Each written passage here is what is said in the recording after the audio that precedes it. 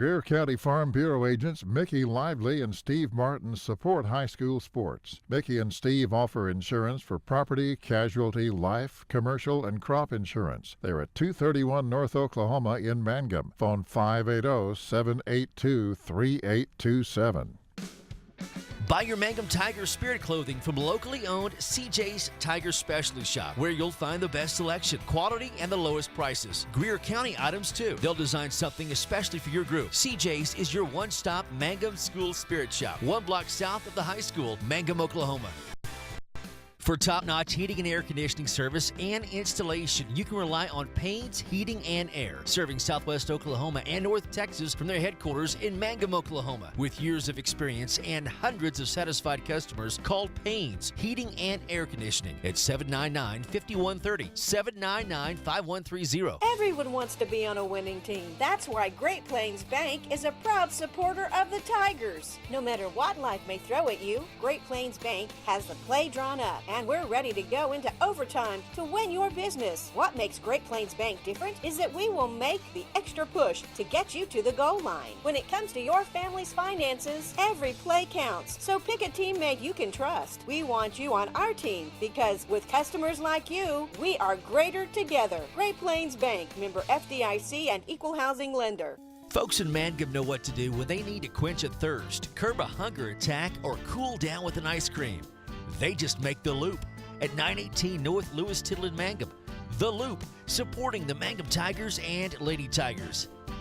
Mangum Brick Company has been operating since the early 1900s. They're the largest private employer in Greer County. Mangum Brick is proud to support high school athletics radio broadcasts. And if you know of someone looking for work, always check with Mangum Brick, as they may be hiring. The Hamburger Inn in Mangum continues to be that special place people have enjoyed for generations. Good food prepared by your neighbors in a laid-back atmosphere where you really feel at home. Breakfast, lunch specials daily, and the famous fish fry every Friday night, or a great steak dinner on Saturday night. But you guys know about the Hamburger Inn in Mangum. We'll see you there.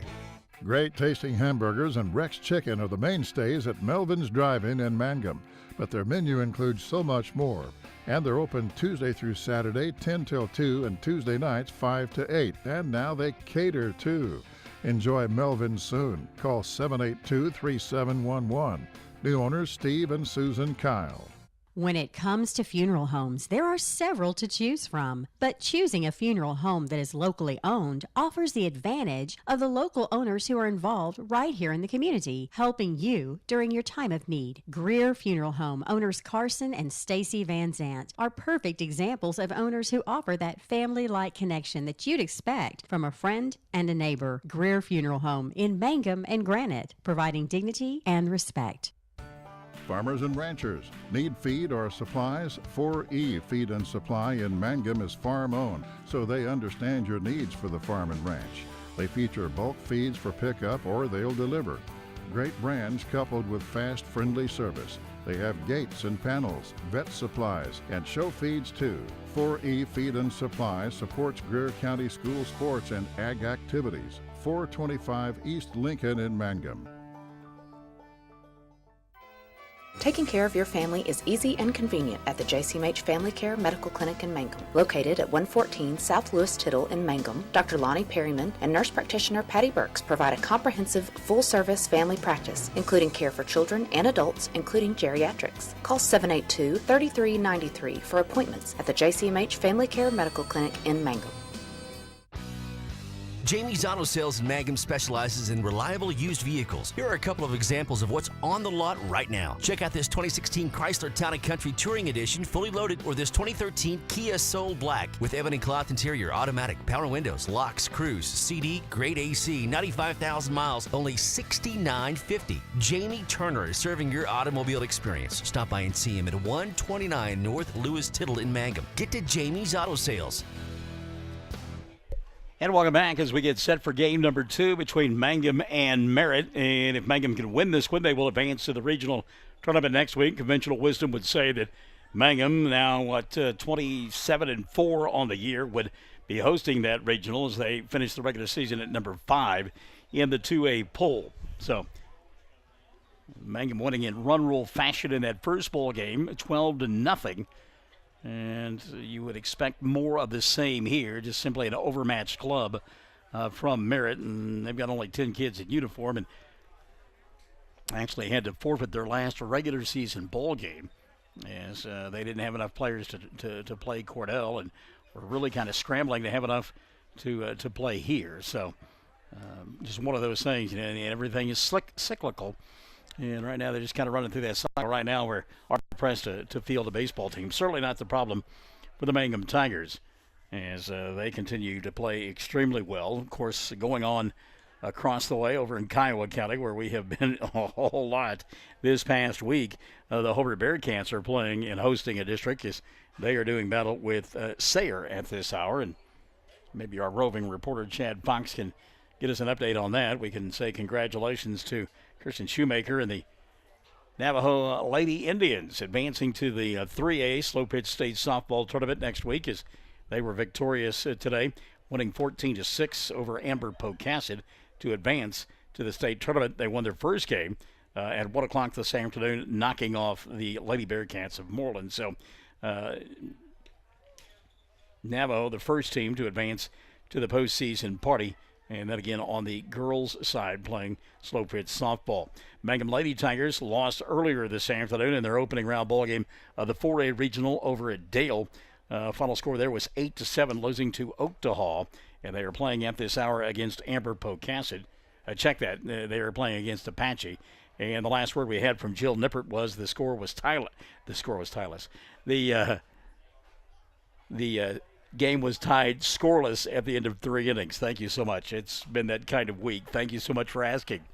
So we're just about ready to get this one underway. It'll be a little bit different look defensively for Mangum, as Henry Lopez will be the pitcher here in game number 2. His battery mate going to be Skyler Scott. Brooks Cross is at first. Chet McAlexander is over at second. Sean Booth, the third baseman in game number 2.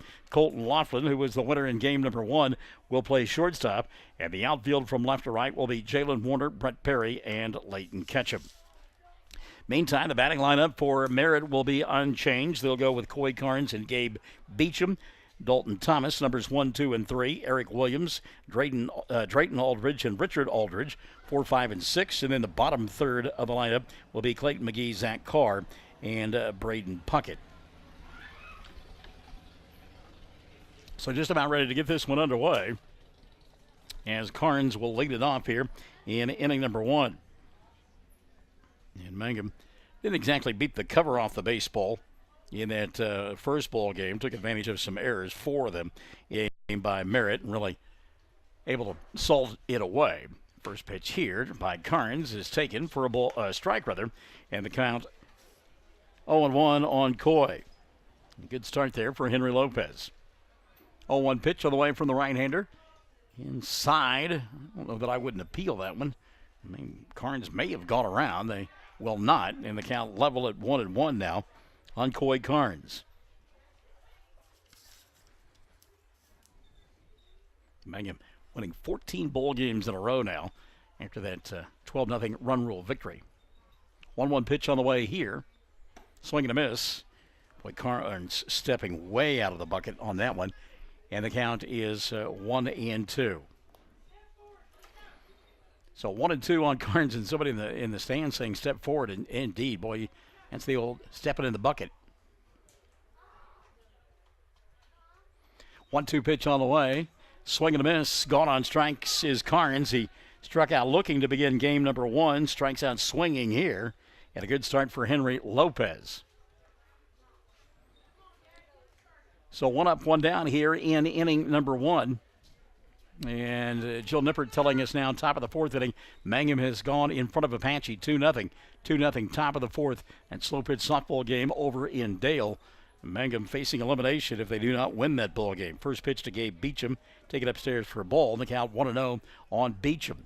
Beecham, the pitcher here in game number 2. Henry's 1-0 pitch, a little bit inside for a ball. The count level at 1-1. Or check that. Now they did call it a strike. All right, so it is 1-1 on Gabe Beecham. 1-1 pitch upstairs for a ball. The count now 2-1. 1 gone here in the first. And now the umpire says no. Actually, the count is 3-0. So the 3-0 pitch on the way. There's a called strike, and it's now 3-1. So we eventually got there. We knew we would. So the 3-1 pitch on the way to Beecham. Called strike 2, and Lopez battling back after falling behind 3-0 to run it full at 3-2.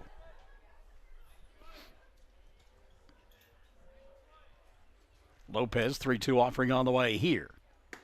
Called strike 3, and the umpire generous with the outer half of the plate. So 2 up, 2 down. Beecham gone on strikes. He'll make a mental note of that.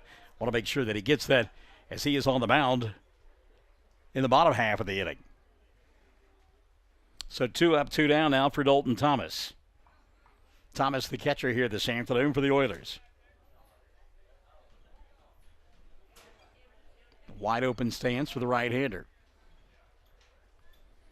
He and the next batter, Thomas, both wide open, but big difference in Williams, rather, the next hitter. A big difference between him and Thomas, body-wise. Dalton, slight. Williams, looks like he could play most of the line for the 8-man team. 0-1 offering on the way here. Powelled back to the screen. Pretty good cut there by Dalton Williams. And the count now 0-2 on Dalton. So Henry trying to do something that Colton Laughlin wasn't able to do in game number 1, and that is get a 1-2-3 inning. He's a pitch away from getting that done. 0-2 offering on the way now to Dalton Thomas. Rolled back through the middle, fielded by Laughlin. He'll set fire in time for out number 3. So Lopez does get a 1-2-3 inning.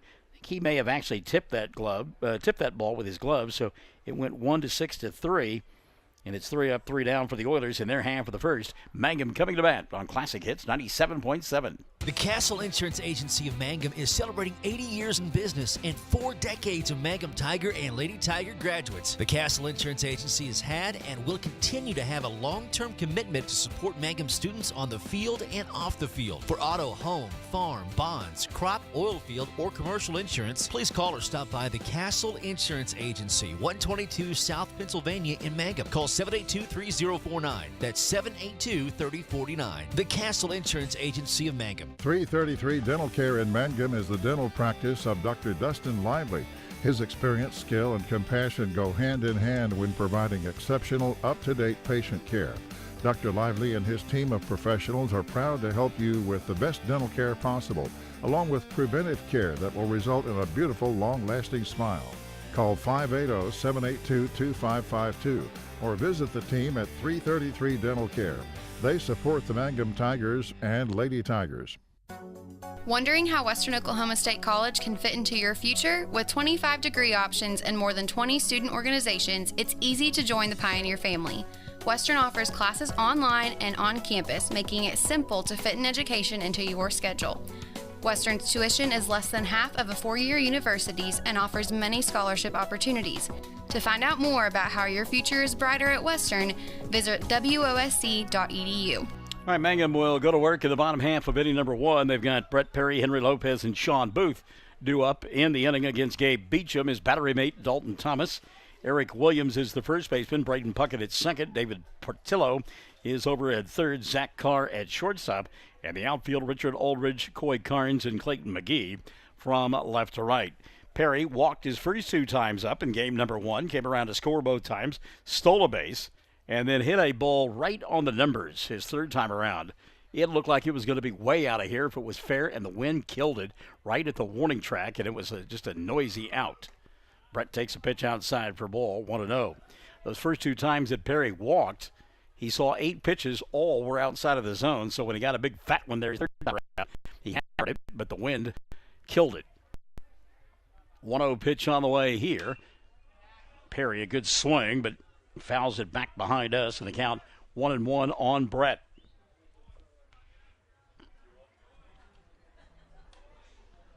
Like we said, last word, Mangum in front of Arapahoe, 2-0 in an elimination game at the 4A regional tournament over at Dale.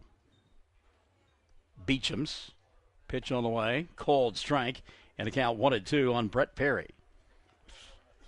Perry was looking for something else in the zone and didn't even offer it that one. Now he'll have to shorten up. 1-2 pitch on the way here. Brett rolls it on the ground towards Williams at first. He'll bobble, can't find the ball, and Perry going to meet him to the bag. Great job by Brett Perry. Well, Eric Williams, big fella, no question about it, and he kind of let that ball short hop him. It went underneath his glove. And you know how well Perry runs, and Eric could not beat Brett to the bag, and Mangum got the leadoff runner aboard here in inning number 1. 4 errors in the first meeting between these two this afternoon, and already one to begin the second contest. See if Perry is off with a pitch. A bunt attempt by Henry, foul, and so on 1. And again, it does not look like Beecham possesses much of a move to first base, and I don't know that you give up the at-bat here for Lopez. I think Perry easily can steal second base. Kind of a wide-open stance for Beecham on the mound. Huge lead for Perry. Brett staying put, and the count 1-1. In the first game, the very first pitch, Perry took off, and that was against a left-handed pitcher, and stole the base easily. In fact, they didn't even throw down. 2-1 pitch here, way outside for a ball. They'll throw down. Williams knocks the ball down. Brett back in safely in the count 2-1. And 2-1, you've got to run here, don't you? I mean, Mike Wendt being conservative, making sure that they didn't have a pitch out and get his guy, but boy, 2-1. You send Perry on this one. 2-1 pitch, he stays put, and Henry will roll it foul, and the count leveled at 2-2. Really thought Perry was going to be off of that pitch. And again, if you're going to run 2-2 count, not bad. They're not going to try to run the count full at 3-2 on Lopez. Henry at the plate, walking lead for Perry. Lopez waits on the curveball, lifts it into center field. Carnes will camp underneath it and make the catch for out number 1. Now, Henry hit it hard, but again, the wind blowing in from left center and straightaway center, and that just simply died out there. 372 to the alley in left center, 368 to right center. Down the line in left, 319, 295 in right. So here's Sean Booth, looks at a pitch upstairs for a ball, and the count on Booth is 1-0.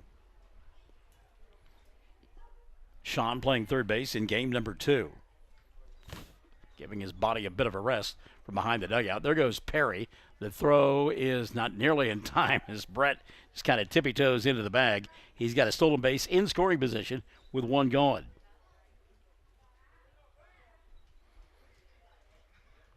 Scoreboard says 1-1 on Booth, but I think it's a cold strike here. And I believe that makes the count 2-1. Yeah, 2-1 on Perry, or on Booth, rather. Perry out at second base. Pitch on the way here. Cold strike 2, and it's level at 2-2 now on Sean. And again, Booth looking for a particular pitch there, and didn't take a hack at that one. Sean asking for a count, and 2-2. The scoreboard again had it 1-2, and he was kind of wondering about that himself. So a runner at second base in the count 2-2 on Booth with 1 going here in the first. Pitch downstairs, picked nicely by the catcher. And the count now full 3-2, and the catcher makes a nice play. Then Dalton Thomas throws it over his pitcher's head. Wow. Didn't throw it hard, didn't go far, and Puckett was there to pick it up and keep Perry out at second base. Payoff pitch on the way now to Sean.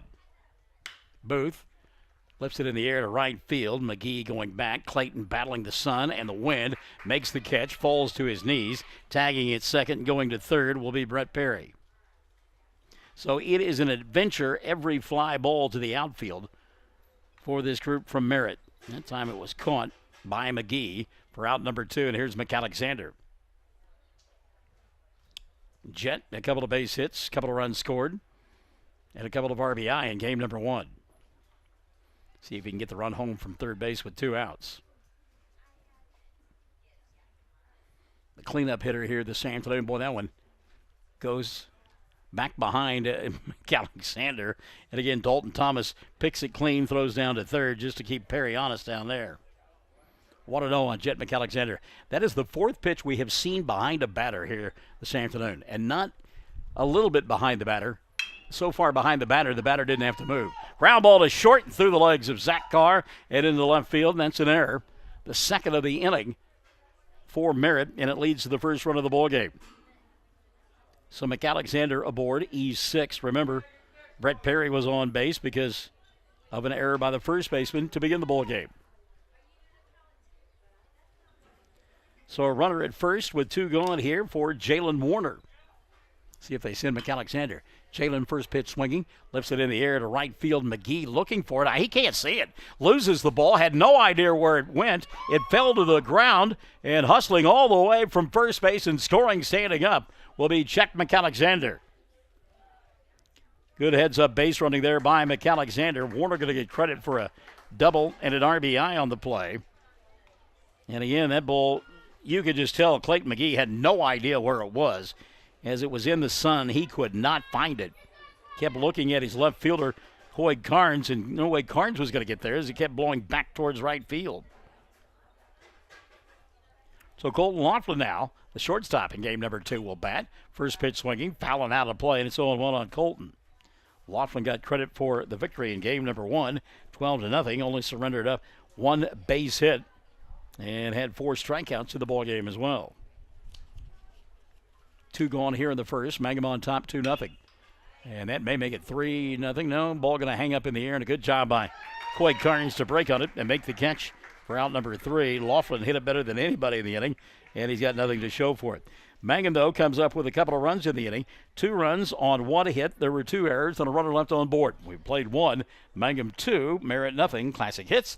97.7. Blair Tire and Feed on the corner of Highway 283 and 19 is your certified Firestone tire dealer and also a proud supporter of the Mangum Tigers and Lady Tigers. When you need tires, we're specialty trained and equipped to take care of you. Lyle Shaw and his crew at Blair Tire and Feed wish the Tigers lots of luck in today's game. And always remember, play smart, play safe, play hard, and play with pride. And good luck from everyone at Blair Tire and Feed on the corner of Highway 283 and 19 in Blair, Oklahoma.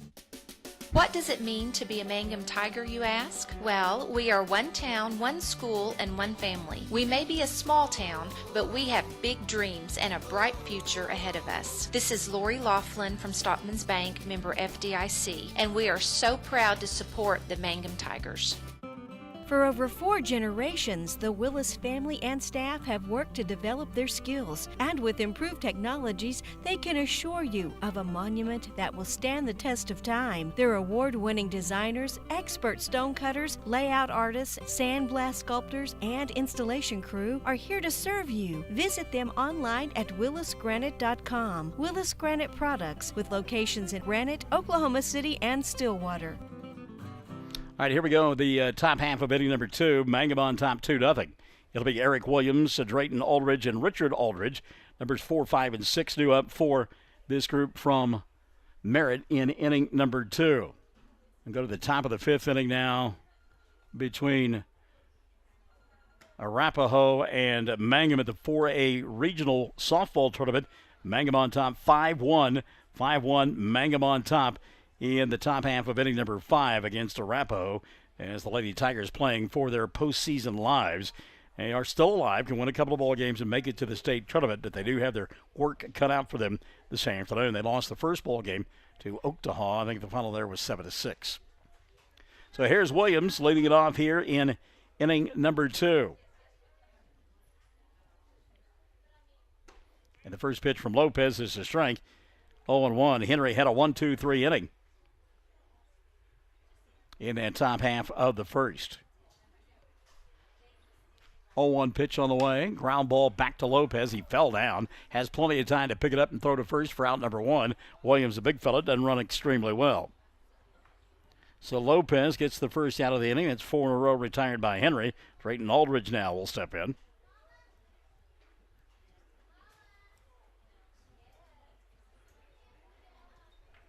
Aldridge back-to-back batters here. It's Drayton and then Richard.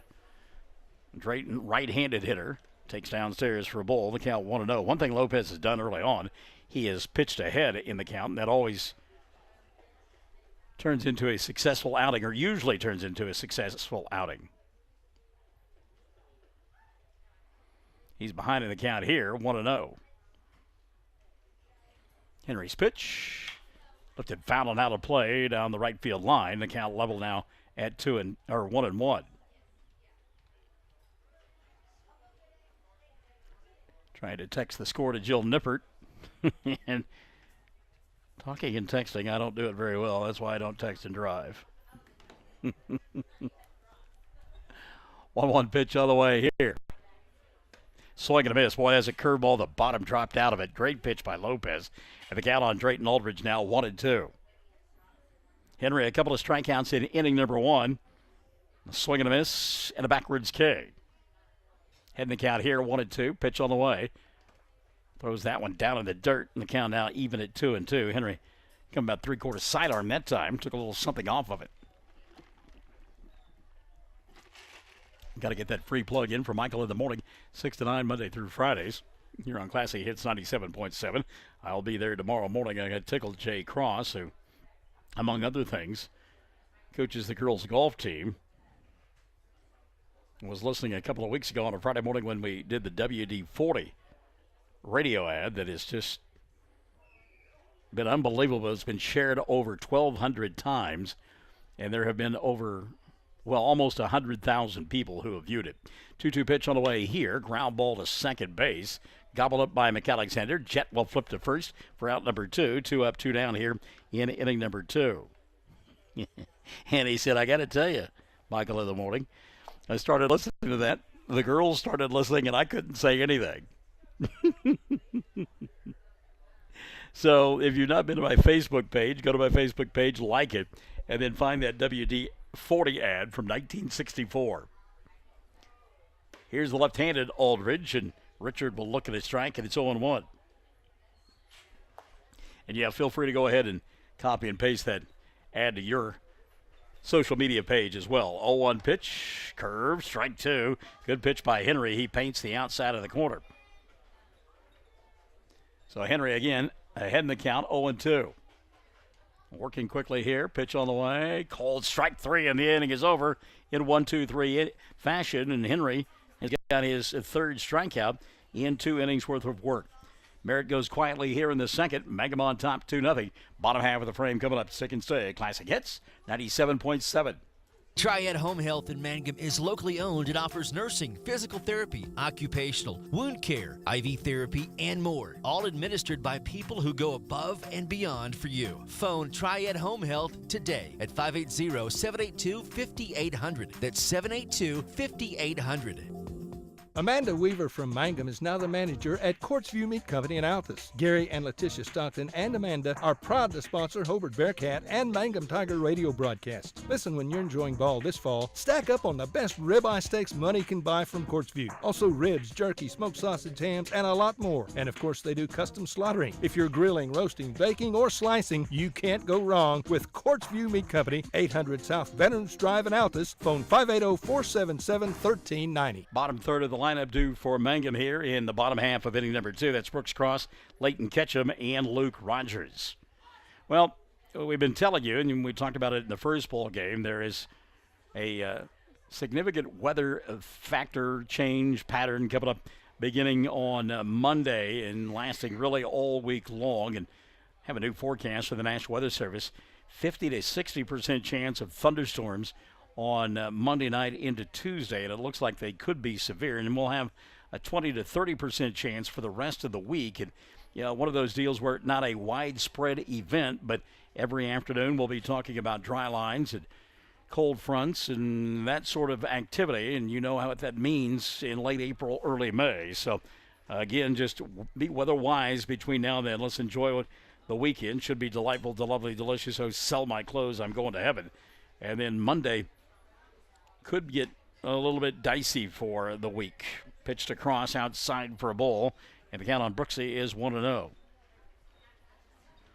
Cross, his last time up in game number 1, fouled out and just stood there and looked at it. Ground ball to third base, and Portillo has it take a big, nasty hop on him off of his chest and crosses aboard.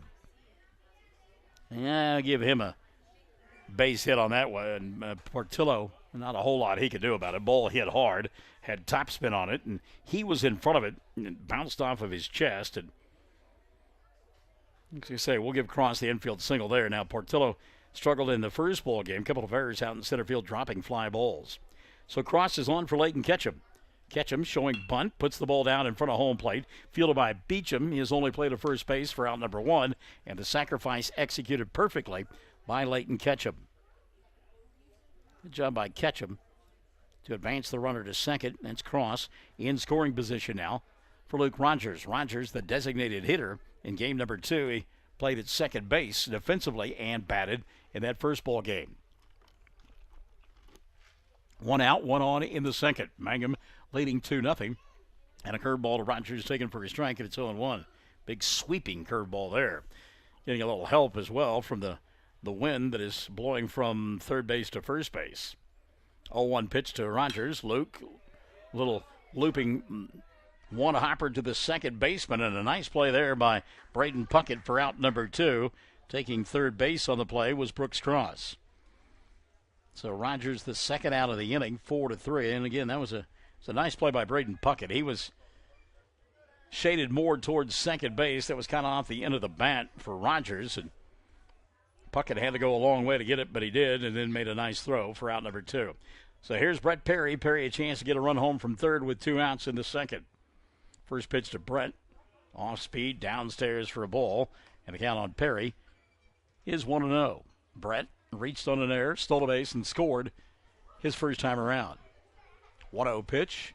Perry hits a shot into left center field. This one is back, way back, and the wind not going to hold that one up. Perry, a 2-run home run. Well, Brett hit one a ton in the first ball game that we thought was going to be well out of here if it stayed fair. It stayed fair, and the wind beat it down. It stayed in the ballpark, and it was a noisy out. Here, he doesn't hit this one nearly as high and rips it through the wind for a 2-run home run, and Mangum now leads it 4-0. So Perry, the 2-run shot, and he does make good on getting that runner home from third with 2 outs. They have gone to the top of the 5th inning now, and Mangum leading Arapahoe 5-2, or Apache rather, 5-2. 5-2 is the score. We'll do it. Thank you, buddy. Top of the 6th now, 5-2. Mangum in front of Apache in an elimination ball game over there at Dale Slow Pitch Softball. 1-0 pitch here. Lopez off the end of the bat, foul. And that'll run it to 1-1. Henry flying out to center field his first time around.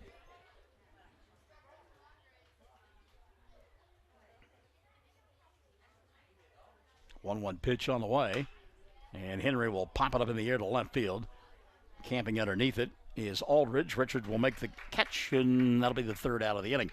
Mangum comes up with a couple of more runs in the frame. 2 runs on 2 hits. There were no errors and nobody left on board. Perry's 2-run shot took care of that. We've played 2. Mangum 4. Merritt nothing. This is Classic Hits 97.7. Mangum Oil and Gas at 1306 North Lewis Tittle offers so many services. From fuel at the C-store to the self-serve car wash, getting propane bottles filled or propane delivered to the home and farm, even U-Haul services. It's no wonder so many folks head to Mangum Oil and Gas, where they say, "Go Tigers." Did you know the freshest, most beautiful, long-lasting flowers always come from Flowers Unlimited in Mangum? If you want to send flower arrangements that look and smell great and last a long time, your best choice is to make that local phone call to 580-782-2122. For fresh flowers, silk flowers, gift selections, collectibles, memorials, and bereavement gifts, make the trip to Flowers Unlimited, 113 South Oklahoma in Mangum. Travis Septic Tank Service can handle everything related to septic tank maintenance and cleaning, including commercial applications. Call Travis Septic Tank Services at 580-782-2384. That's 782-2384. Travis says, "Go Mangum Tigers." Raymond Panetta says, "Go Tigers." So does Lisa Wilson, joining us on OKSports.tv and Facebook Live. Thanks for coming by and saying hello as we go to the top of inning number 3. It's Clayton McGee, Zach Carr, and Braden Puckett, numbers 7, 8, and 9 in the lineup for the Oilers. By the way, Hamburger Inn open tonight from 5 to 8:30. What time is it now? Well, they're open right now. And they'll be open until 8:30, serving barbecue. All right? That's the Hamburger Inn. Drop by after the ball game. Drop by right now if you like. And check it out. The Hamburger Inn serving barbecue from now until 8:30.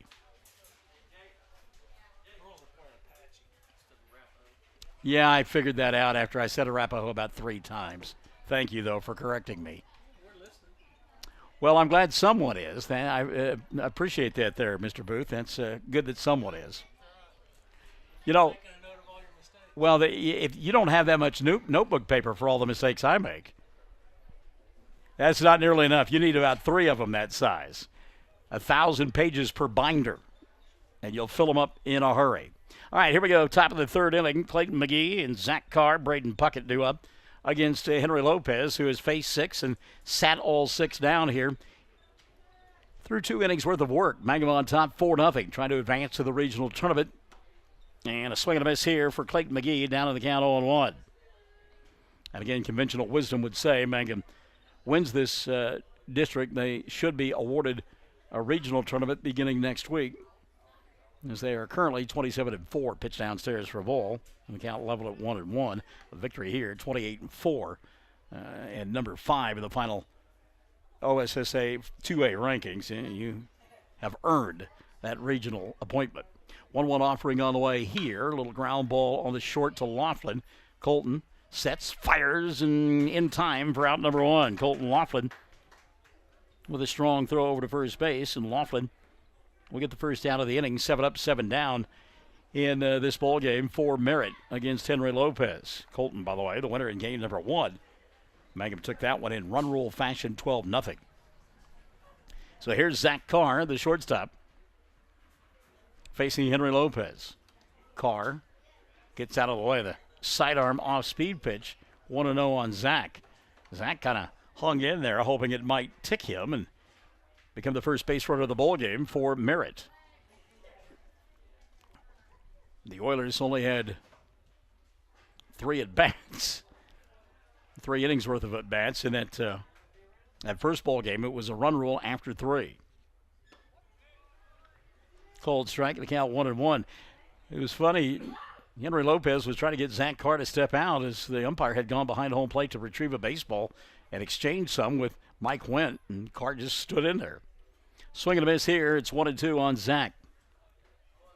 Lopez, 3 strikeouts to the ball game, 2 of the backwards K variety. Heading the count here, 1-2. Pitch on the way, and that one a little bit low for ball 2, 2-2.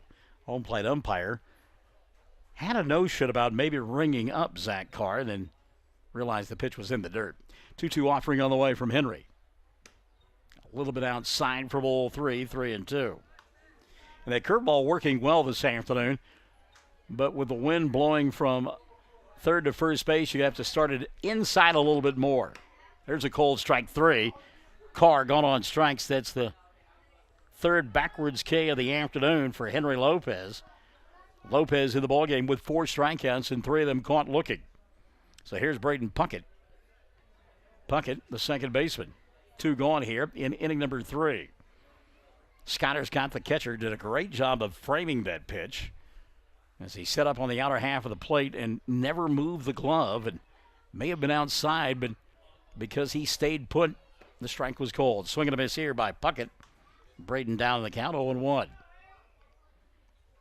Lopez trying to shut down the side in order for the 3rd consecutive inning to begin the ballgame. Heading the count here, 0-1. Pitch on the way. Ground ball towards Cross at first. He'll bobble, get away from him, and everybody going to be safe.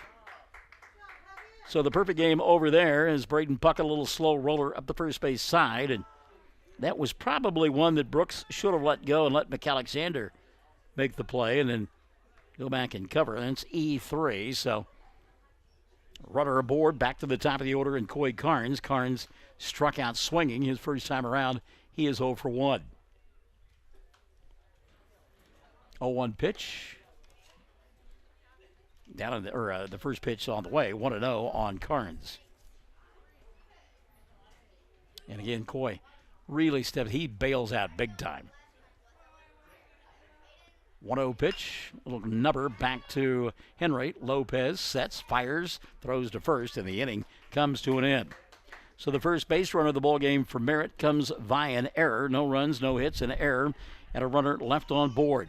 We have played 2.5. Mangum leads it 4-0. on Classic Hits 97.7. Bring hope and peace to a child. Young children of all ages need homes. Please consider opening your loving home to a child in need. Children deserve to grow up in a loving, caring family. We have the services and community connections that can help foster families succeed. Contact your local youth service agency at 580-726-3383 for more details. Abused and neglected children are Oklahoma's most vulnerable population. Help is needed now. Great Plains Youth and Family Services is a proud sponsor of today's broadcast. Greer County Farm Bureau agents Mickey Lively and Steve Martin support high school sports. Mickey and Steve offer insurance for property, casualty, life, commercial, and crop insurance. They're at 231 North Oklahoma in Mangum. Phone 580-782-3827.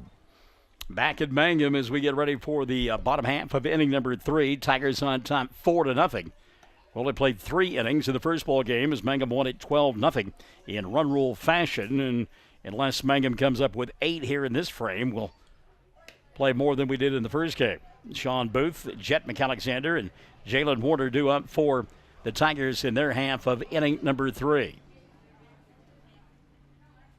Last word we had, the Mangum Lady Tigers were leading Apache 5-2. Mangum lost their first ball game and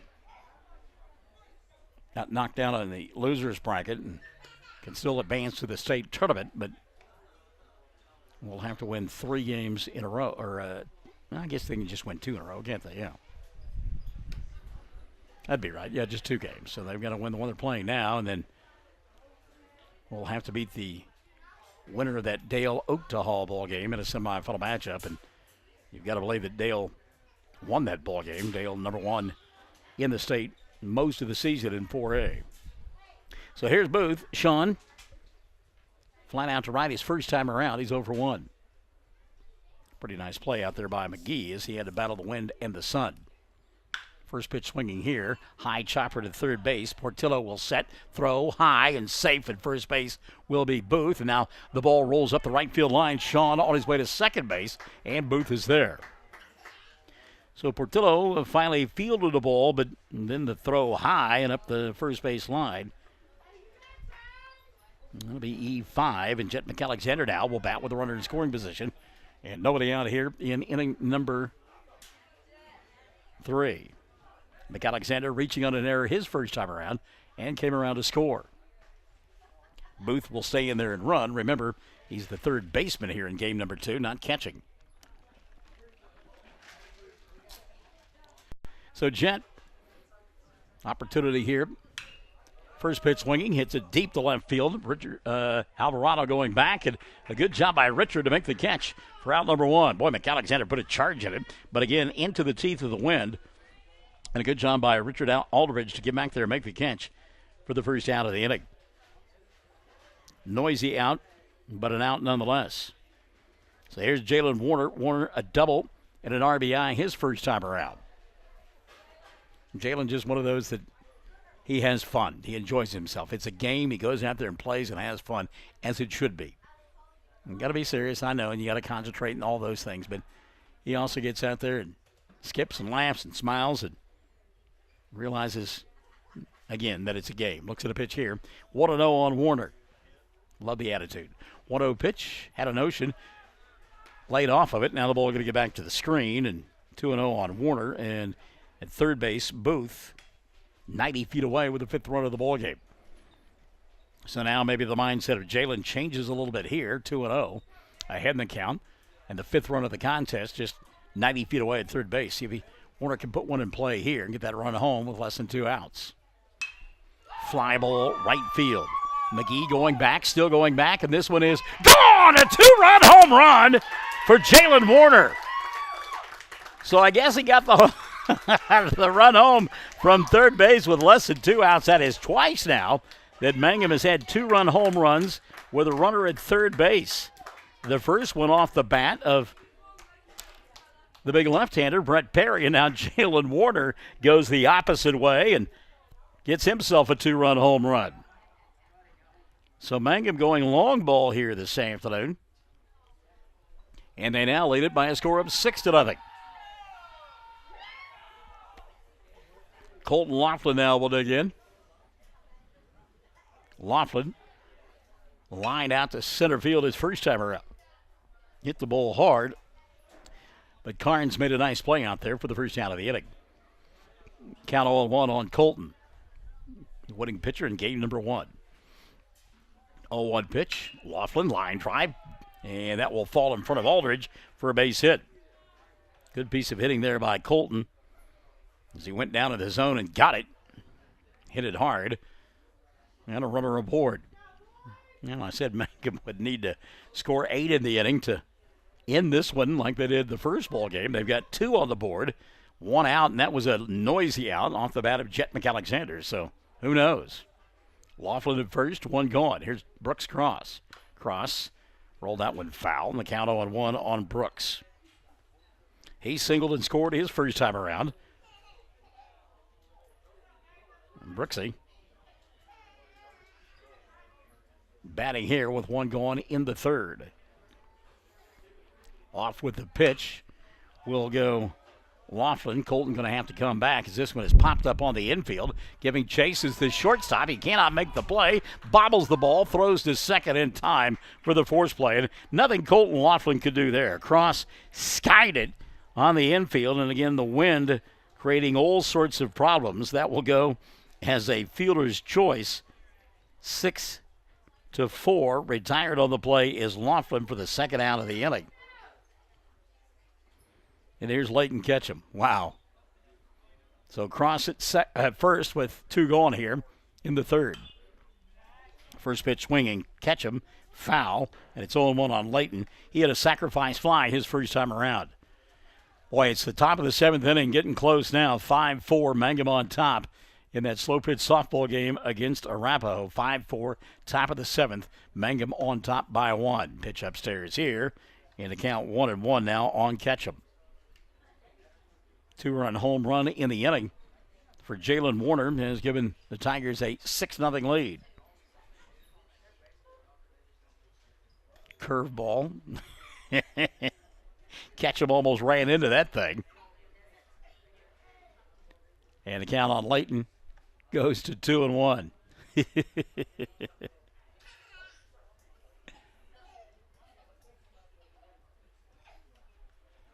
Cross, pretty big lead over at first base. 2-1 pitch. Had an ocean. Took it inside for a ball, apparently. And the count now 3-1 on Ketchum. Well, I thought that was going to be strike 2 for sure.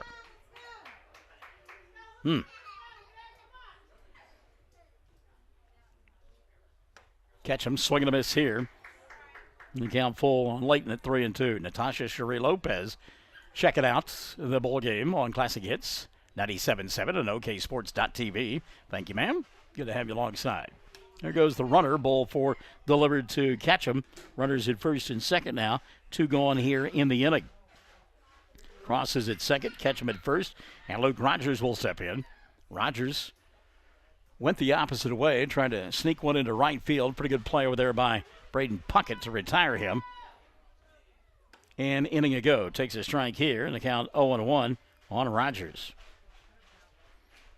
Runners at first and second, 2 gone. 0-1 pitch on the way to Luke. Bounces in the dirt. Good pick that time by Dalton Thomas. The count level at 1-1.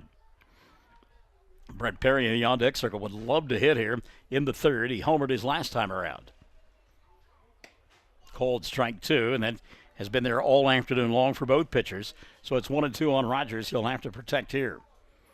Inside pitch has not been there this afternoon, but that out over the outer half has been. 2 pitch. Luke swinging a miss. The inning will come to an end. But Mangum will score a couple of more runs in the frame. 2 runs on just 1 hit. It was a noisy 2-run home run from Jalen Warner. There was an error, and a couple of runners left on board. At the end of 3, Mangum on top, 6-0. We're Classic Hits 97.7. Buy your Mangum Tiger Spirit clothing from locally owned CJ's Tiger Specialty Shop, where you'll find the best selection, quality, and the lowest prices. Greer County items, too. They'll design something especially for your group. CJ's is your one-stop Mangum School Spirit Shop, 1 block south of the high school, Mangum, Oklahoma. For top-notch heating and air conditioning service and installation, you can rely on Payne's Heating and Air, serving Southwest Oklahoma and North Texas from their headquarters in Mangum, Oklahoma. With years of experience and hundreds of satisfied customers, call Payne's Heating and Air Conditioning at 799-5130, 799-5130. Everyone wants to be on a winning team. That's why Great Plains Bank is a proud supporter of the Tigers. No matter what life may throw at you, Great Plains Bank has the play drawn up, and we're ready to go into overtime to win your business. What makes Great Plains Bank different is that we will make the extra push to get you to the goal line. When it comes to your family's finances, every play counts. So pick a teammate you can trust. We want you on our team because with customers like you, we are greater together. Great Plains Bank, member FDIC and equal housing lender. Well, a pitching change being made here in inning number 4. Brett Perry now will come in and pitch for Mangum. So Perry, last time we saw him throw, he didn't doing a whole lot of what he's doing right now as he makes his warm-up tosses, kind of shaking out that right arm and elbow. Brett throws exceptionally hard, and Skyler Scott had to go up and knock that one down. Let's see, some defensive changes, obviously, as Henry Lopez will go play center field now. And taking up shop out in right field, Jordan Patrick. About an hour or so away from the NFL draft, and everybody expecting that the Heisman Trophy award-winning quarterback from Oklahoma will be the first player selected again, second year in a row, as Arizona's new coach, Cliff Kingsbury, who had Kyler Murray at Texas Tech. You get the idea that he will draft Murray,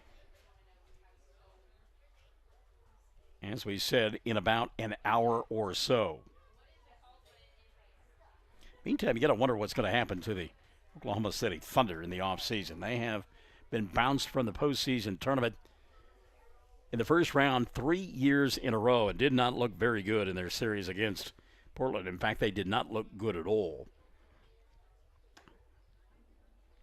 They are really maxed out on money. It's not like they can sign somebody and bring them in. They've tied up a lot of money in Russell Westbrook and Paul George. Of course, you got Steven Adams in the middle, but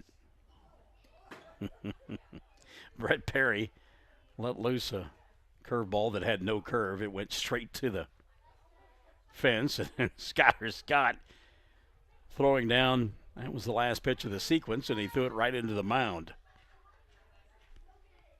All right, so now the top of the fourth set to get underway. As we mentioned, Henry Lopez now out in center field and playing right field. Jordan Patrick for Mangum. Tigers in 2 ball games now have outscored Merritt 18-0. Gabe Beecham will step in. Beecham, the pitcher of record for Merritt here in game number 2, struck out looking his first time around. He's 0-for-1. And Gabe, big kid, and if he got a hold of one, look out. Perry overthrows the fastball. And it's 1-0 now on Beecham. Henry Lopez, in his 3 innings worth of work, faced 10 batters and really should have only faced 9, but an error kept the inning alive an inning ago on the 9th place hitter. Fastball upstairs and the count 2-0. One of the things that Henry did to have so much success was he got ahead of the hitters. Perry early on, 2-0 on Beecham. Fastball inside for ball 3, 3-0. Of course, Brett just, as we said, a sizzling fastball, and you can hear it pop into the mid of Skyler Scott, but so far, none have found the strike zone. 3-0 pitch on the way here. There's a called strike, and it's 3-1. Oklahoma women's softball team, wow, have won 32 in a row. Weekend Big 12 series coming up.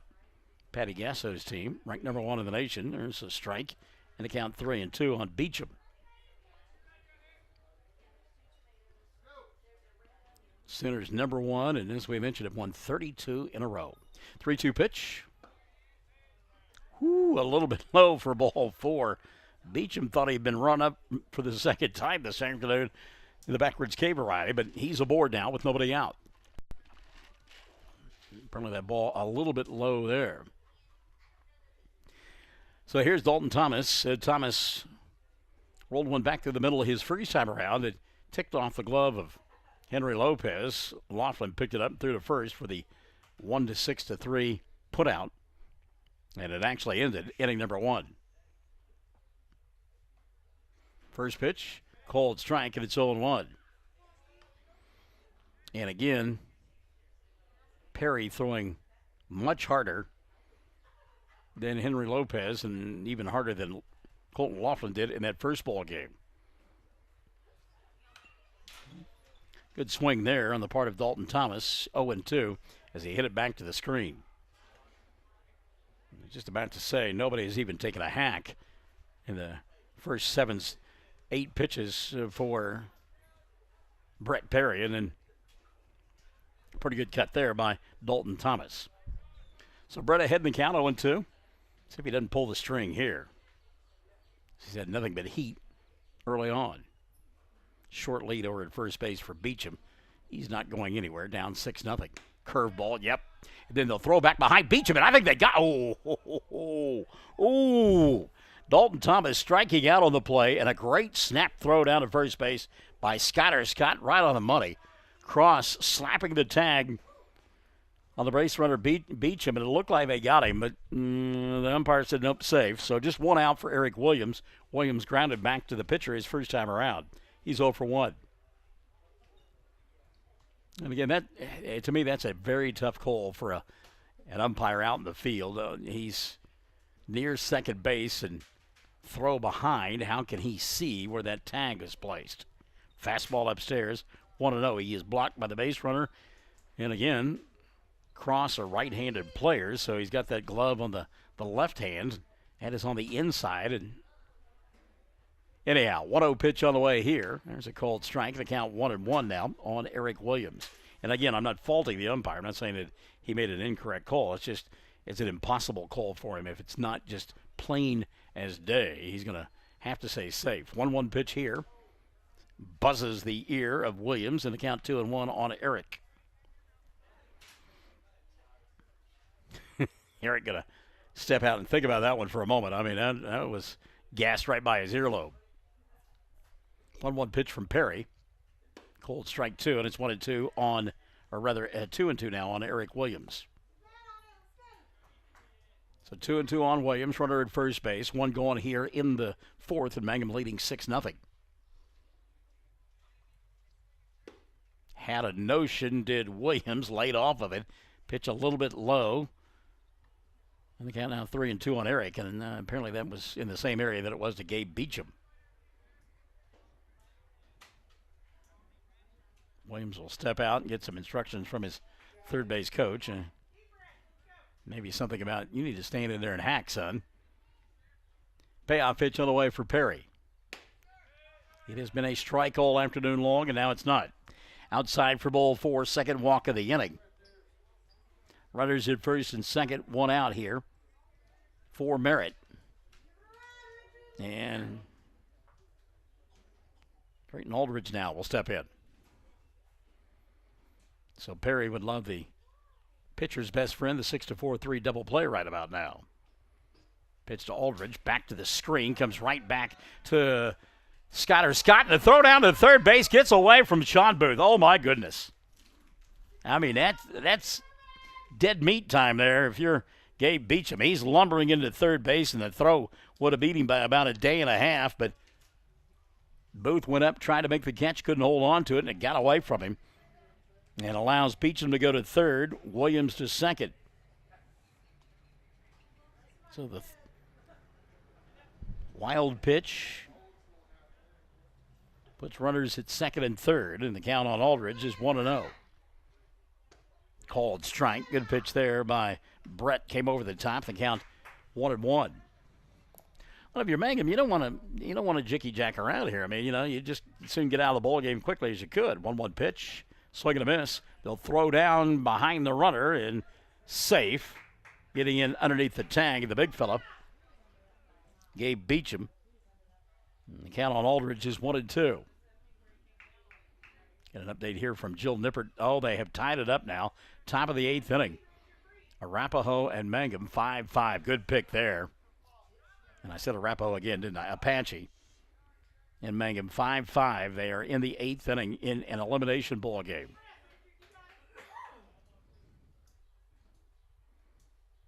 So Mangum trying to hang in there.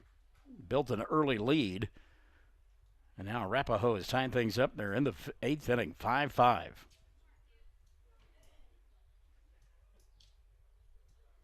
Perry's pitch on the way here. Swing and a miss. Ball was foul tipped, held on by Skylar Scott for out number 2. So it's been feast or famine for Brett in the inning. Couple of walks, a wild pitch, and 2 strikeouts.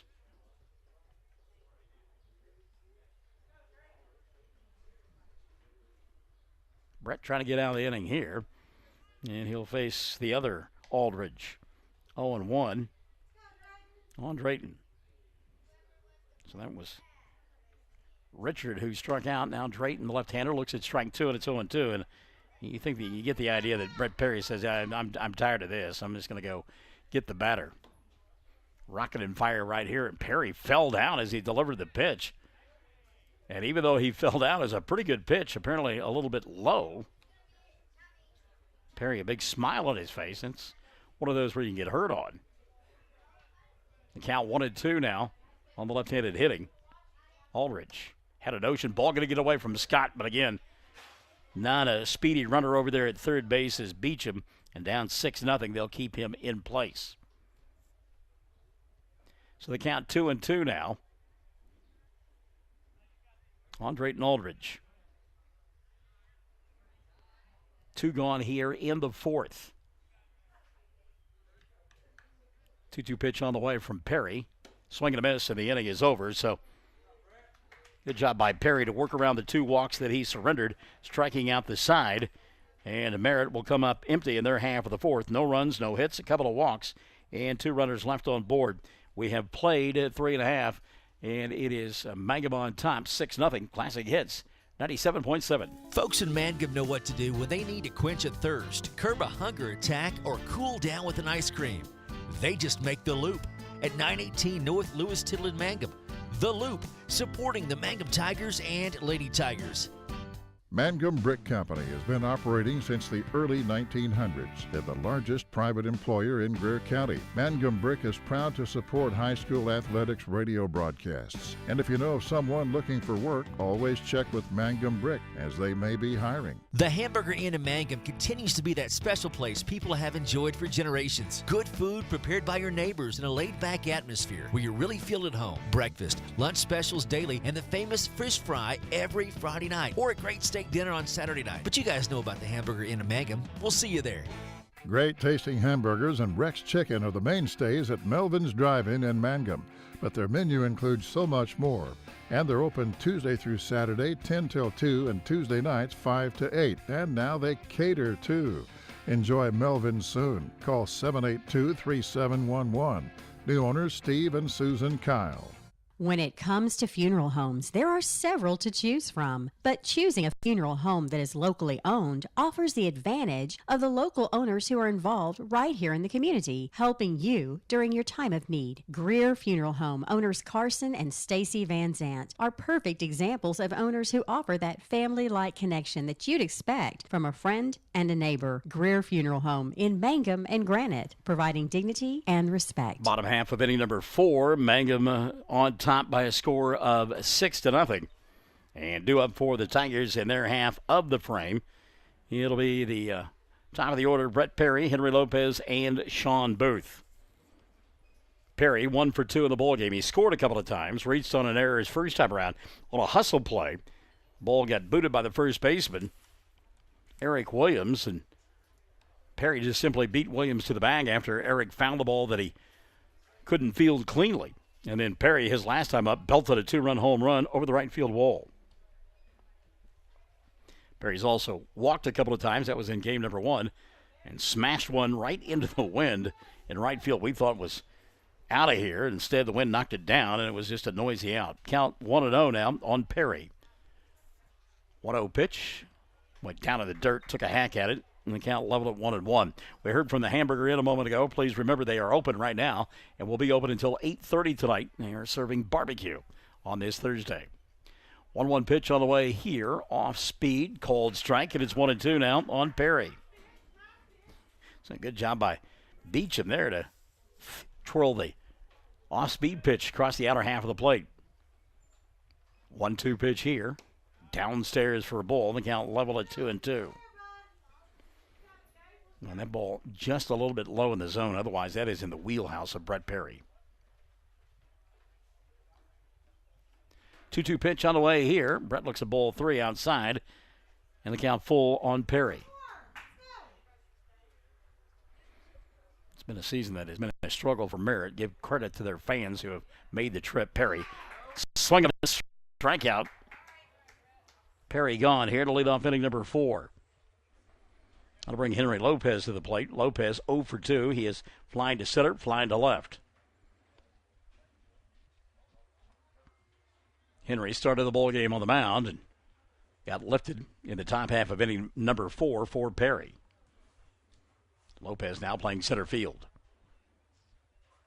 Off-speed pitch. He waited on it, but dribbled it foul down the third base line. 0-1 on Henry. Lopez, I believe, asking the home plate umpire if that had been a strike if he hadn't taken a hack at it. 0-1 pitch on the way here. Didn't mean to do it, and it'll be foul and out of play down the right side. And the count on Lopez now 0-2. Now you folks are excited about the Mangum Rattlesnake Derby, getting it away tomorrow. 0-2 pitch on the way here. Upstairs for a ball. The count 1-2 on Lopez. And you heard the Chamber of Commerce president, Mr. Zachary, this morning with Paul Shields on our Michael in the Morning show, talking about upwards of 30,000 people over the next 3 days in Mangum. Upstairs for a ball, 2-2. Oftentimes, it seems the weather turns anything but nice on Rattlesnake Weekend. It should be A-OK this weekend, and the normal stuff that hits, it seems like, during the Derby will instead take place beginning next week. Good piece of hitting there by Henry Lopez, as Henry had one in on his fist, off-speed pitch, stayed right with it, and served it into right field for a base hit. That is just great patience there. Kept those hands back and able to just serve it into right field. So with one gone and one on, here comes Sean Booth. Booth, 0 for 2. He flied to right. Nice play out there by Clayton McGee, and then reached on an error. An inning ago. Portillo made a nice play on a tough hop, but then threw high and wide down to first base and allowed Sean actually to wind up at second. There goes Henry with the pitch, and Lopez will trot in there with a stolen base. He is in scoring position with one gone. And honestly, Mangum has run at will here this afternoon, and there have not been any close plays at all on the steal attempts. Lopez out at second. Booth trying to get him home from there. Takes a pitch outside for ball 2, 2-0 on Sean. Sean, a couple of doubles and a single in that first ball game, and drove home 3 runs. Delayed cold strike, and it's 2-1 on Booth. Catcher Thomas throwing that back to the pitcher before we got the call. Time asked for here, and they'll give it, and it's time for Dalton Thomas. Not sure what happened to Thomas. Maybe cramp it up a little bit, and he asked the home plate umpire, give me a break. And he got it. 2-1 pitch on the way to Booth. Sean goes the other way, but foul. And again, kind of like Lopez did in front of him, waiting on that off-speed pitch as long as he could, and then throwing the hands through the strike zone and hitting it towards the right side. Count now 2-2 on Sean. Henry at second base. One gone here in the fourth. Mangum leading 6-0. 2-2 pitch on the way. Again, trying to go to the right side is Booth. This one's out of play again. And the count now will stay at 2-2 on Sean.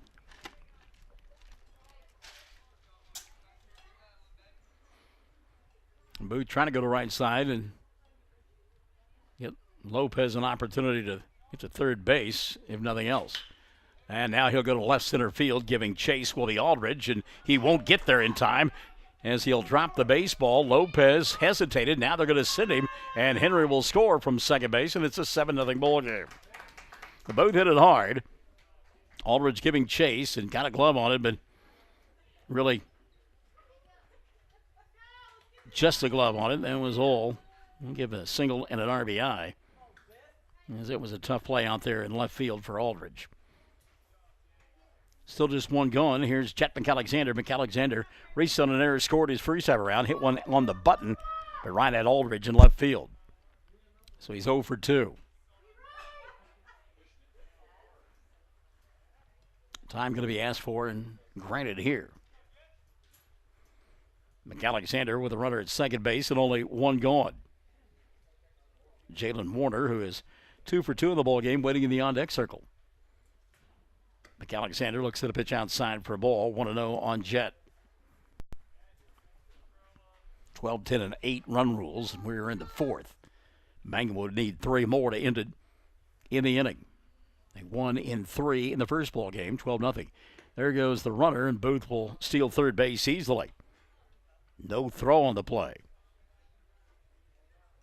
And the count on McAlexander, 2-0. By the way, Mike McAlexander checking us out. Mike, good to have you alongside as always, partner. And Jet ahead in the count here, 2-0. Takes downstairs for ball 3, 3-0 on McAlexander. Jet taking all the way, and I would suspect at 3-0, he will do likewise. Booth over at third, just one going in the inning. 3-0 pitch on the way. Called strike, and it's 3-1, and that's one that I'm telling you, if Gabe Beecham serves that up again, McAlexander going to hammer it. Good patience there by Jet, though, as he had the take sign all the way, and even though the lollipop was there, he didn't take a hack. 3-1 pitch. He'll whack this one into right center field. That's going to get down for a base hit and drive home the 8th run of the ball game. McAlexander with an RBI single, and Mangum now leads it 8-0.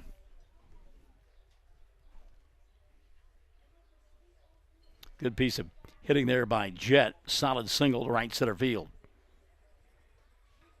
So McAlexander aboard here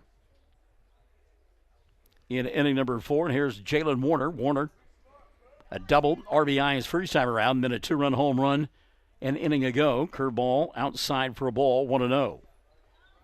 Warner, right-handed hitter, a little inside-out swing, and sliced it back into that wind and kept it below the real high part. Then we get that backspin. You get a backspin, this kind of wind, it'll knock it down. But as I said, a slicing line shot towards right center field.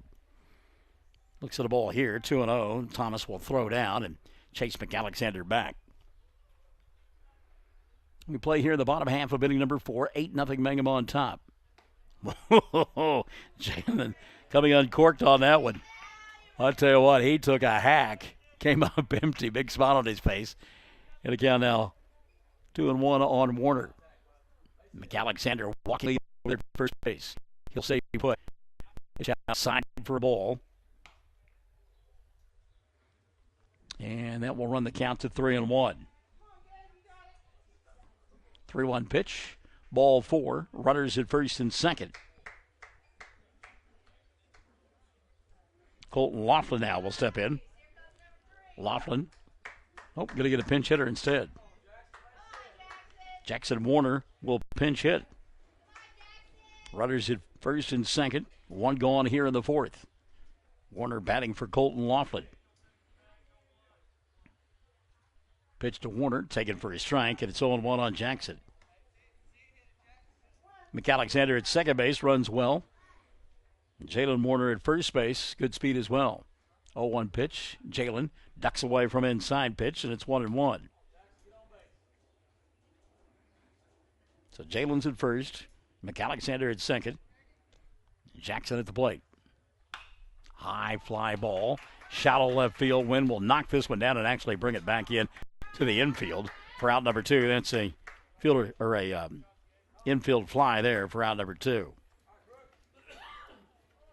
Infield fly because there are less than 2 outs and a force out can be made over at third base. So Brooks Cross now a chance to hit with 2 gone in the 4th. Cross, 1 for 2. He has singled and scored and rolled into a fielder's choice. See what Brooksy can do here. Pitch upstairs for a ball. And the count 1-0 on Brooks. Mangum. Would love to see Jalen Warner to score from first base in the sequence and ended right now on a run rule event. Downstairs for a ball. Count 2-0 on Brooks.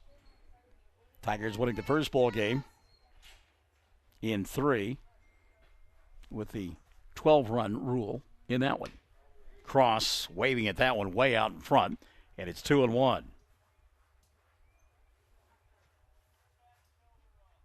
They have gone to the bottom of the 9th inning now. As Cross rolls this one foul down the third base line, and that'll level the count at 2-2. Gone to the bottom of the 9th. Mangum 8, Apache 5. 9 innings into it, 8-5. So Mangum scoring 3 in the top half of the inning. See if they can hold on and win it and advance to an elimination bowl game and try to keep their hopes of a state berth alive. Cross back behind him for a ball, and the count now full 3-2. And Brooks thought maybe that ball might snap in and hit him on his backside and get a free pass, but it never did turn. So the runners will be off here. 3-2 pitch on the way. Ball 4, bases loaded. So Cross aboard for the 3rd time in game number 2. McAlexander is at 3rd. Jalen Warner at 2nd. Brooks at 1st for Leighton Ketchum. Ketchum a sacrifice and a walk. Oh, yeah, that's right. We had a fielding change in the top half of that inning. Jordan Patrick will hit for the first time this afternoon. So Jordan an opportunity here with the bases loaded and 2 gone. 1-0 pitch on the way to Patrick. Swing and a miss, and it's 1-1. Jordan may have taken a swing at ball 2. Patrick got to be patient here. And hadn't had many ABs lately and would love to get a hack. Took a strike, and it's 1-2. Much better pitch than what he swung at a moment ago. So now he's just got to shorten up, try to put this one in play. Bases loaded, 2 gone here in the 4th. Patrick down in the count, 1-2. The pitch on the way to Jordan. Downstairs for a ball. The count level at 2-2. McAlexander at 3rd. Warner at 2nd. Cross at 1st, and 2 gone here in inning number 4. 2-2 pitch on the way to Jordan. Ball 3 bouncing out in front of home plate, and the count full. So now the merry-go-round will begin. Full count, 2 gone. Here in the 4th, there go the runners. Here comes the pitch, swing and a miss. And the ball got away from the catcher, I believe. Jordan going to go ahead and run down to first base anyhow. The home plate umpire, I guess, called him out. All right, he did. So the inning will come to an end. Patrick striking out to end the inning. Mangum comes up with 2 more runs in the frame. 2 runs in the inning on 3 hits. There were a couple of walks and a couple of runners left on board. We have played 4, Mangum 8. Merritt nothing. Classic Hits 97.7. Farmers and ranchers need feed or supplies? 4E Feed and Supply in Mangum is farm-owned, so they understand your needs for the farm and ranch. They feature bulk feeds for pickup or they'll deliver. Great brands coupled with fast, friendly service. They have gates and panels, vet supplies, and show feeds too. 4E Feed and Supply supports Greer County school sports and ag activities. 425 East Lincoln in Mangum. Taking care of your family is easy and convenient at the JCMH Family Care Medical Clinic in Mangum. Located at 114 South Lewis Tittle in Mangum, Dr. Lonnie Perryman and nurse practitioner Patty Burks provide a comprehensive, full-service family practice, including care for children and adults, including geriatrics. Call 782-3393 for appointments at the JCMH Family Care Medical Clinic in Mangum.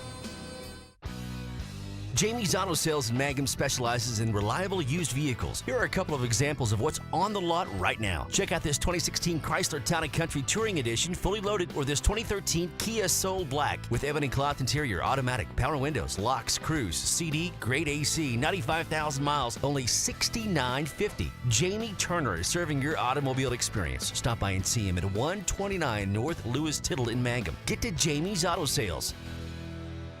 The Castle Insurance Agency of Mangum is celebrating 80 years in business and 4 decades of Mangum Tiger and Lady Tiger graduates. The Castle Insurance Agency has had and will continue to have a long-term commitment to support Mangum students on the field and off the field. For auto, home, farm, bonds, crop, oil field, or commercial insurance, please call or stop by the Castle Insurance Agency, 122 South Pennsylvania in Mangum. Call 782-3049. That's 782-3049. The Castle Insurance Agency of Mangum. Well, we go to the top of the 5th inning, and if Mangum can hold serve right here, it should be over with via the run rule.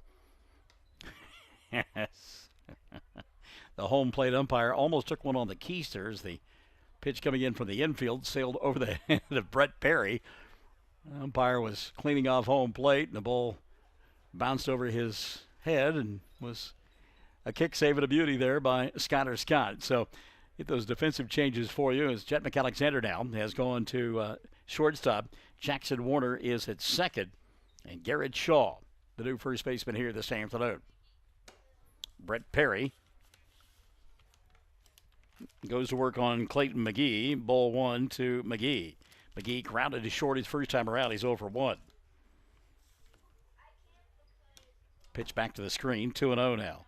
And Garrett Shaw out there with braces on both of his knees. Young man that has battled knee injuries, obviously, for the last couple of seasons. Great to see him out there in the top half of inning number 5. 2-0 pitch.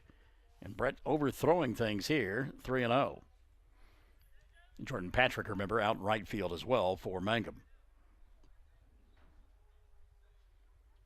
3-0 pitch on the way here.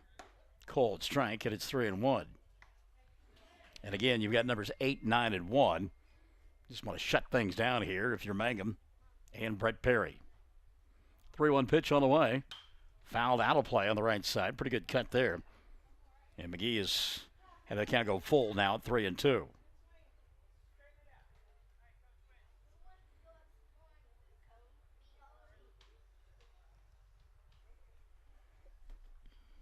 Three-two pitch, lifted foul and out of play on the right side. And the count will stay full at 3-2.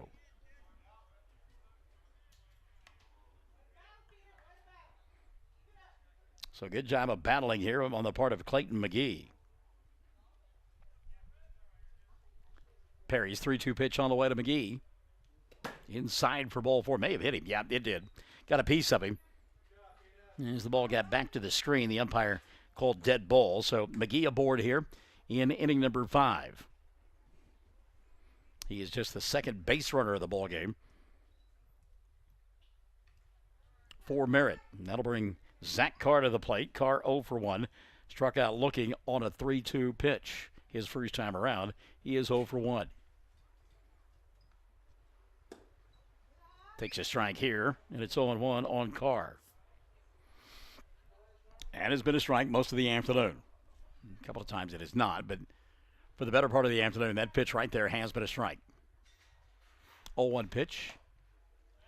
They'll throw down, and Shaw had the ball go off the heel of his glove. And the count level at 1-1. We could throw down there by Scott. Again, Garrett with those 2 big braces on his knees. A little hard for him to be nimble around the bag. 1-1 pitch. Down in the dirt. Scott will knock it down. The count 2-1.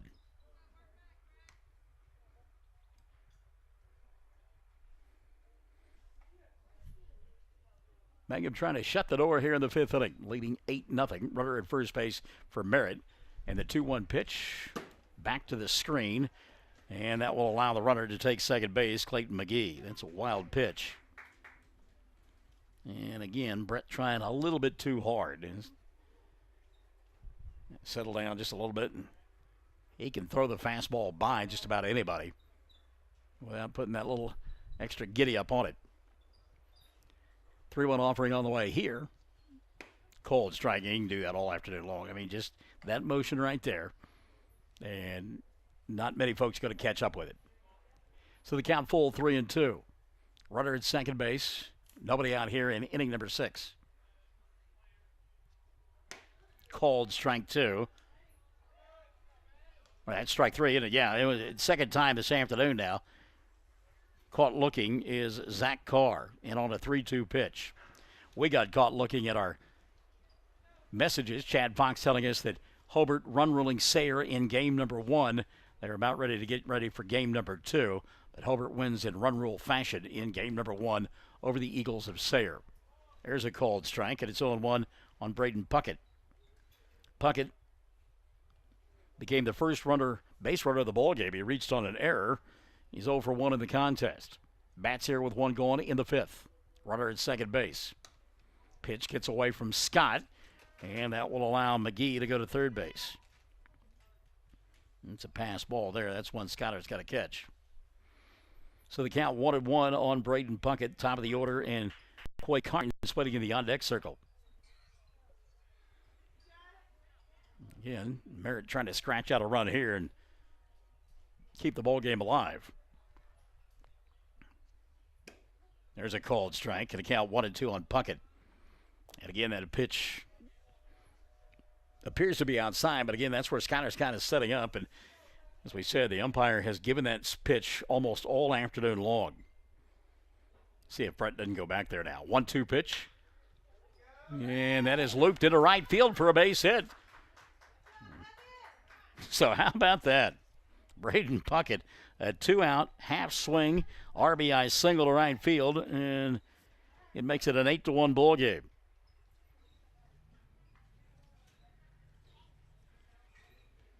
Back to the top of the order we'll go with Coy Carnes. So one across here in the 5th. Short lead over there for Zach. Called strike. Carnes stepping out before the ball ever got to home plate. 0-1 on Coy. He's 0 for 2. Struck out in the first and grounded out to end inning number 3. 0-1 pitch. Strike 2. And again, they'll throw down behind the runner. Count 0-2 on Coy. So Carnes been overmatched most of the afternoon, and certainly now against Brett Perry is. 0-2 offering, and again gets back to the screen. Perry overthrows the pitch, and that's the way that turned out to be a very close play. Scotter's got good hustle by him. As Cadillacing into second base was Braden Puckett, and he was a step away from getting thrown out. He is in scoring position now with 1 gone for Coy Carnes. Count on Carnes 1-2. But again, Scott picked that ball up quickly and fired it down to second base. And I think Puckett thought he had an easy bag there and was a step away from getting gunned down. There's Carnes striking out for the second time this afternoon, this time the backwards K variety. Second strikeout of the inning for Perry. 2 gone now for Gabe Beecham. Beecham has struck out looking and walked. He was left stranded back in inning number 4 over at third base. Fastball upstairs for a ball, 1-0 on Beecham. Just tuning in, Mangum Lady Tigers trying to stay alive in a 4A regional over at Dale. They lost their first ball game and were winning in the bottom of the 9th inning at last report. Pitch outside for a ball. The count 1-1. Navajo Lady Indians advancing to the 3A Slow Pitch State Softball Tournament coming up next week. So they beat Moreland and Amber Pocasset. And Brett Perry looking uncomfortable now on the mound. Down in the count 2-0 on Beecham. Throws the fastball here. Called strike, and it's 2-1. See if that's right. I've got 1-2 in my book. And that is, 1-2. Home plate umpire confirms that. So 1-2 now on Beecham. Here's the pitch. A little bit outside and high for a ball. The count level at 2-2. Braden Puckett out at second base. He drove in the only run of the ball game, only run of the afternoon for Merritt. Count 2-2 on Beecham. This one gets back to the screen.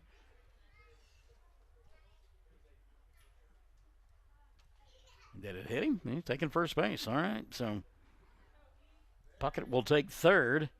Beecham is at first. 2 gone here in the inning. And it has not been the kind of finish Mike Went was looking for. Dalton Thomas now will step in. Thomas has grounded out and struck out. He's 0 for 2. Runners at first and third. Called strike, and it's 0-1. Merritt fans don't like that call there, setting to my right, but that has, again, been there all afternoon long. Perry trying to get out of the inning here. 0-1 pitch. That one's too far outside. Count level at 1-1. And let's give some credit to Scott as well. Scott's done a nice job of framing the ball this afternoon. 1-1 pitch on the way. There it is, strike 2. 1-2 now on Dalton Thomas. Runners at first and third. And we play here in the top half of inning number 5. Mangum leading 8-1. Swing and a miss, and the inning will come to an end. But not before Merritt does their John Travolta, staying alive with the Bee Gees as they come up with 1 run in the inning. 1 run on 1 hit, walk, hit batter, and a couple of runners left on board. And at the end of 4 1/2, it is an 8-1 ball game. Mangum in front of Merritt. Classic Hits 97.7. 333 Dental Care in Mangum is the dental practice of Dr. Dustin Lively. His experience, skill, and compassion go hand in hand when providing exceptional, up-to-date patient care. Dr. Lively and his team of professionals are proud to help you with the best dental care possible, along with preventive care that will result in a beautiful, long-lasting smile. Call 580-782-2552 or visit the team at 333 Dental Care. They support the Mangum Tigers and Lady Tigers. Wondering how Western Oklahoma State College can fit into your future? With 25 degree options and more than 20 student organizations, it's easy to join the Pioneer family. Western offers classes online and on campus, making it simple to fit an education into your schedule.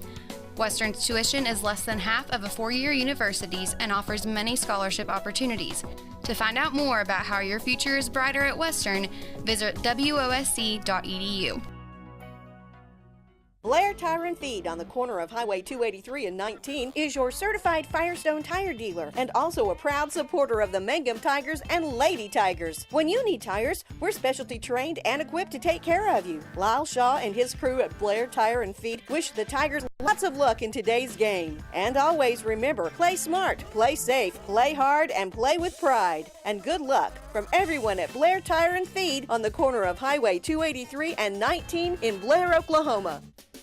What does it mean to be a Mangum Tiger, you ask? Well, we are 1 town, 1 school, and 1 family. We may be a small town, but we have big dreams and a bright future ahead of us. This is Lori Laughlin from Stockman's Bank, member FDIC, and we are so proud to support the Mangum Tigers. All right, Jennifer Reisner, we hope that we're saying that correctly in the first place. Jennifer, as we go to the bottom half of inning number 5, it is Mangum on top 8-1. And if the Tigers can scratch out a run here in the inning, it should be over via the run rule, as Mangum won the first ball game against Merritt 12-0 in a ball game that only took 3 innings to decide.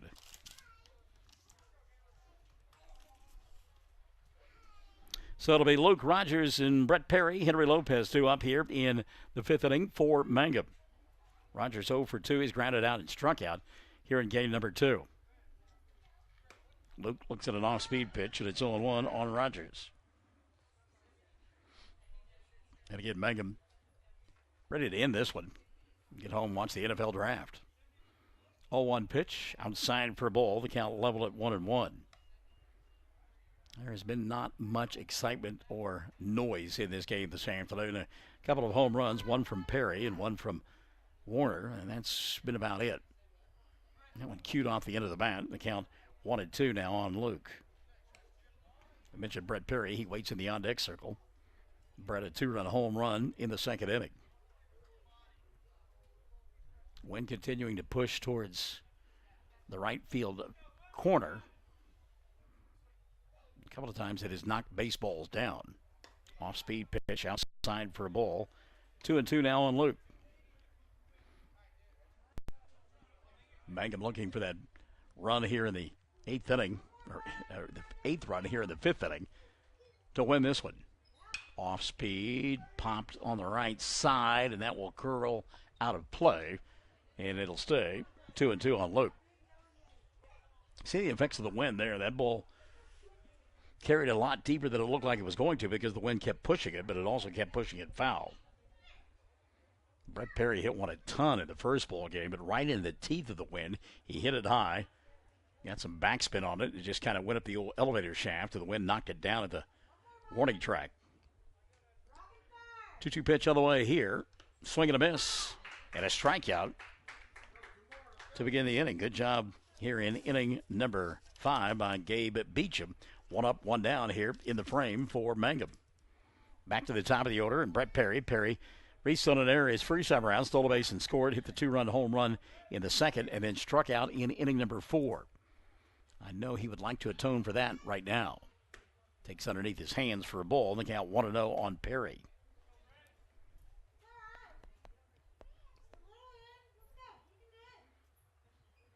.1-0 pitch from Beecham to Perry.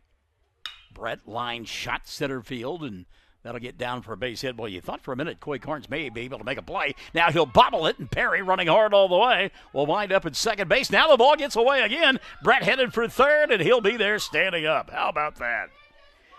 So Perry hit it on the button, had a single. Ball bobbled by Carnes out in center field. Finally retrieved it, threw into second. That was an error as it got away from the second baseman and the shortstop. And now at third base, you'll find Brett Perry. So the Mangum Lady Tigers win 8-7, and they'll play another elimination bowl game with a chance to still make it to the state tournament. Mangum 1-1 so far in the afternoon. Mangum Tigers trying to close this one down with a run rule here. Lopez showing bunt. Took it for a ball. And the count 0-1, or 1-0 rather, on Henry. He singled and scored his last time around. Got a stolen base as well. Backhanded stop there by Dalton Thomas. And the count 2-0. So a runner at third base, 1 gone, and Merritt got to bring the infield in to try to cut down that run at home plate. And they know their season is on the line with the run of Brett Perry. Upstairs for ball 3, 3-0 now on Henry. Waiting in the on-deck circle is Sean Booth. Booth has had a big afternoon. 3-0 pitch on the way to Lopez. Henry inside for ball 4. So Lopez aboard with a walk. He'll be at first base. Brett Perry at third, and I would think that they would keep Henry there. Yeah, they're going to, well, yeah, they're going to go ahead and intentionally walk Sean Booth. I thought that if they did not walk Booth intentionally, they would keep Henry at first base and not have him steal, because there's no point in it other than to give a free pass to Sean, and they end up doing that anyway. So they'll leave it up to Jet McAlexander. McAlexander on the afternoon has reached on an error, line to left, and had an RBI single his last time around. Jet needs a fly ball deep enough to score Perry. There's a line drive down the left field line. Fair ball game. So McAlexander, with the solid single to left field, drives home the run in the form of Brett Perry, and that'll do it. Mangum will win it by a final score of 9-1, as those other runs won't count. 9-1 victory. Mangum wins it with the run rule in the bottom half of inning number 5. So Mangum wins the district championship, and they'll advance to the regionals next week. And again, you would have to believe that they would be hosting those regionals. We'll come back and take a look at your totals. Mangum wins it 8-1, and we're back after this on Classic Hits 97.7. For over 4 generations, the Willis family and staff have worked to develop their skills, and with improved technologies, they can assure you of a monument that will stand the test of time. Their award-winning designers, expert stone cutters, layout artists, sandblast sculptors, and installation crew are here to serve you. Visit them online at willisgranite.com. Willis Granite Products, with locations in Granite, Oklahoma City, and Stillwater. Triad Home Health in Mangum is locally owned and offers nursing, physical therapy, occupational, wound care, IV therapy, and more. All administered by people who go above and beyond for you. Phone Triad Home Health today at 580-782-5800. That's 782-5800. Amanda Weaver from Mangum is now the manager at Courtsview Meat Company in Altus. Gary and Letitia Stockton and Amanda are proud to sponsor Hobart Bearcat and Mangum Tiger radio broadcast. Listen when you're enjoying ball this fall. Stack up on the best ribeye steaks money can buy from Courtsview. Also ribs, jerky, smoked sausage, hams, and a lot more. And of course, they do custom slaughtering. If you're grilling, roasting, baking, or slicing, you can't go wrong with Courtsview Meat Company, 800 South Veterans Drive in Altus. Phone 580-477-1390. All right, congratulations to Mike Wint and the Mangum Tigers as they win the district championship here today. A couple of run rule victories as they win 12-0 in game number one, game that took 3 innings to decide. They win in 5 here. Final score 9-1 on the 8-run rule victory in inning number 5. So congratulations to Mike and company, and they're happy to accept that plaque, but looking for bigger things, including a chance at a state berth. And the regional pairings will be announced on Monday, but you have got to believe, now 28-4 on the year and ranked number 5 in the state, they've won 15 in a row, that Mangum would be awarded that regional tournament. Of course, we'll have that for you here on Classic Hits 97.7. 9 runs, 12 hits, and an error in the ball game for Mangum. 1 run, 1 hit, and 4 errors in the contest for the Merritt Oilers. And again, Mangum wins both ball games, 12-0 in the lid lifter, and then 9-1 in the nightcap. And again, regional tournament play coming up next week.